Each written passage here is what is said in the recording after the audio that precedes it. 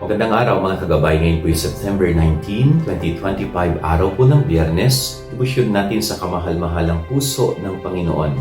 Ako po si Father Marvin at ang ating ebanghelyo ngayong araw ay hango sa ebanghelyo ni San Lucas, chapter 8, verse 1 to 3.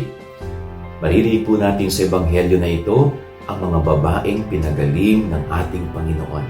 Sila po ay dumanas ng karamdaman. Sila po'y dumanas ng pag-aalipin ng mga masasamang espiritu, subalit sila po ay pinagaling ni Jesus. Ano pong ibig sabihin nito? Mahal ng Diyos, hindi lamang ang mga kalalakihan, maging ang kababaihan. Kung ano man ang karapatan ng mga kalalakihan, ay dapat ding ibigay sa mga kababaihan. Tignan sila na may pagkapantay-pantay, sapagat ang mga kababaihan ay may tuturing na biyaya ng Diyos sa lipunan. Meron po silang magagawa, meron silang malaking mayaambag sa pagtatayo at pagtatatag ng kaharian ng Diyos dito sa lupa. Yan ang ating gabay aral ngayong maghapon.